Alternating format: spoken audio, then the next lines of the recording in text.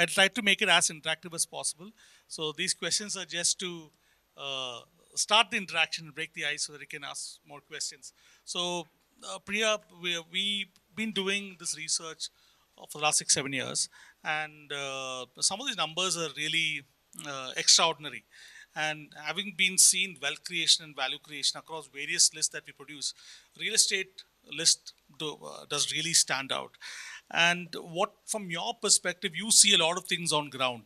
We have more numbers and financials, but you see a lot of things on ground. You can see that pulse based on consumption and so on.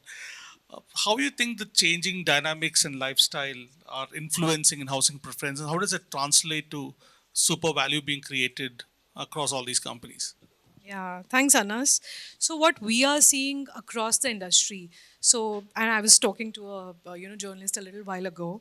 So the India's GDP growth rate, as indicated at a 7% by RBI, is not really a number, right? What it really means is more disposable income with the consumers, right? RBI has also not changed their repo rates for many quarters now.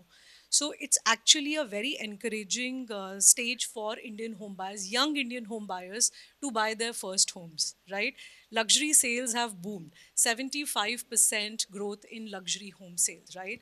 So yes, truly India on steroids. So but what with these young homeowners coming into the foray, looking for luxury, having that money, that affordability, what they're really looking for is a touch of sustainability, right? Because the youth today is not just very tech savvy, but also very environmentally conscious, right? So while they want luxury in their homes and spaces, they're also looking at responsible luxury, sustainability, smart homes. So a lot of new developers, I am from Delhi NCR, right? There's this growing trend of smart homes, energy efficient devices, and just yesterday, I was with a leading developer in Kolkata, where bulk of our discussion was around sustainability, right? Because today, and this group has been in business for almost 30 years, right? And they said even till about 5 years back, no one was asking them these questions, right? Something like, how much water does a flush consume, right? Have you ever thought about how much are you using, how much water are you using when you're flushing the toilet each time? No. So today's consumer is actually asking those questions, right? So responsible luxury, sustainability. What I'm also seeing as a trend after the COVID-19 pandemic, right? Everybody wants to renovate their homes. But while they renovate their homes, they really want a touch of luxury in their homes. More, we talk to architects all the time. More and more Indian consumers are looking at hiring interior home decorator to help them design their home with that spark of luxury. But at the same time, they're pretty conscious about what they want.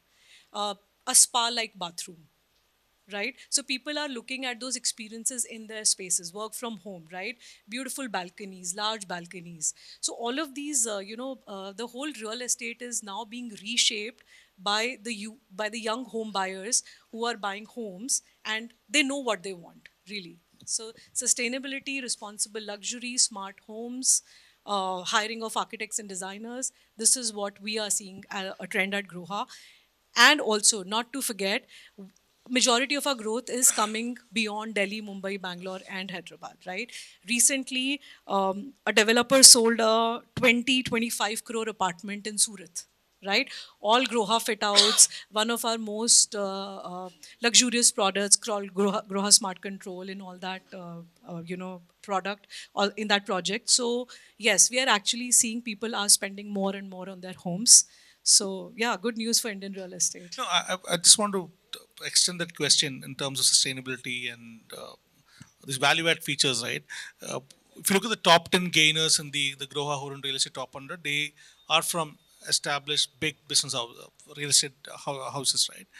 Who do you think will lead this next wave of growth? Is it, do you see a lot more newcomers coming in, or the traditional companies are very well poised and very healthy to do it? What is your general So thought? see, DLF continues to rule the roost. You know, they've maintained their number one position for a while, and they're doing some really brilliant work across the country.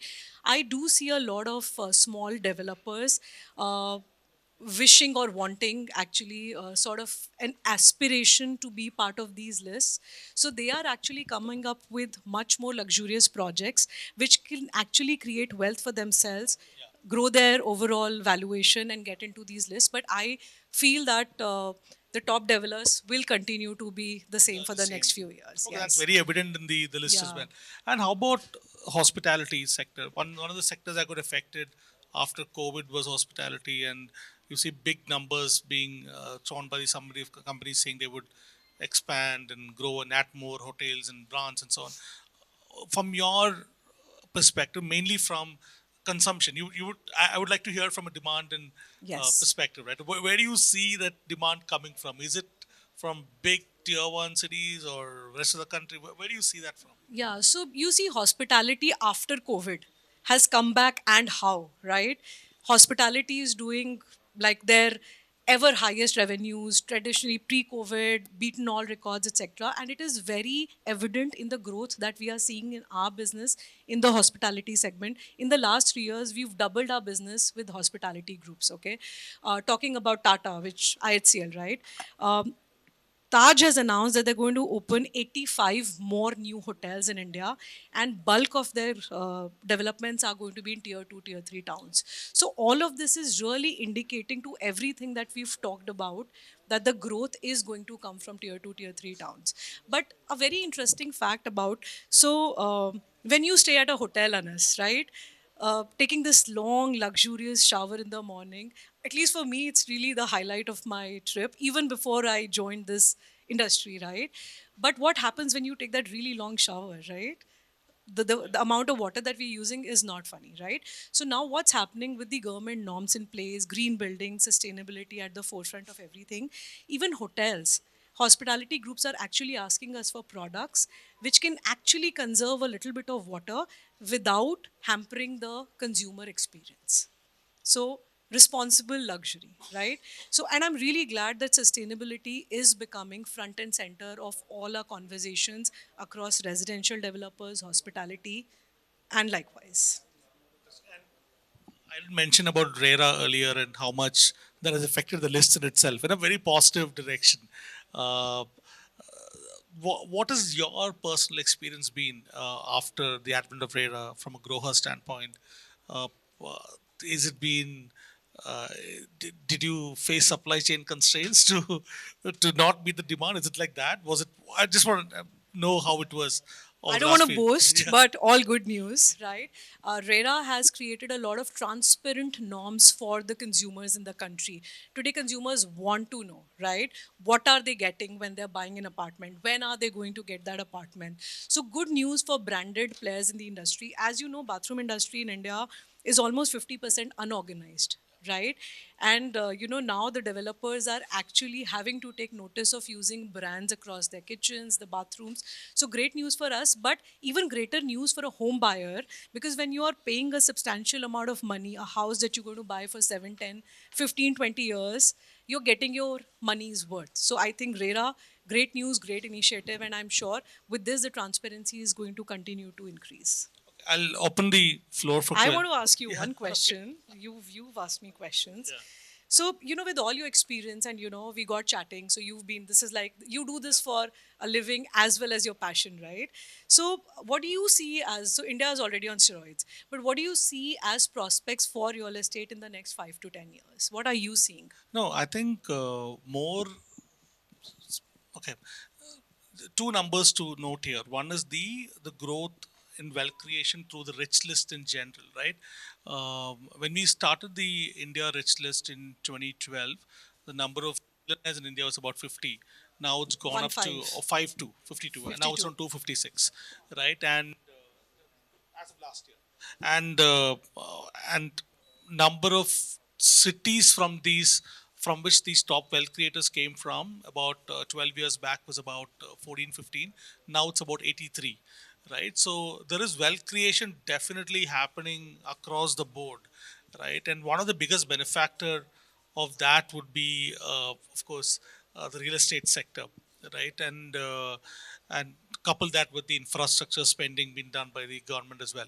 So I really think uh, the golden age of real estate is going to be next 4 5 years. I when you put out the list in 2017, also I remember 2018 in the press meet, I came back and said, "Oh, By the time we double the GDP, we would possibly have $50 billion companies from real estate. Now we have about 36 already.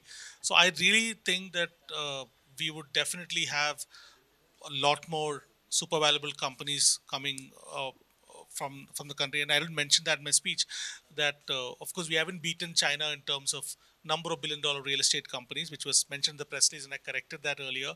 But what we have beaten is the overall growth rate. So I was talking to the global research team, and they said apparently the number of listed billion-dollar companies in China from real estate, the mainland China alone, in the real estate sector has gone down from 100 to about 30 currently over the last 3 4 years. Interesting. Yeah, and we do publish a list called the China 500, which has a threshold of 3 billion US. So number of real estate companies in the China 500 has gone down from about 40 to 50 to about 10 currently over the last 3 4 years. The severe slowdown in the sector, but whereas you look at a market like India, which has got regulation and there's growth happening, consolidation happening, a lot more the companies are getting listed at healthy subscription multiples.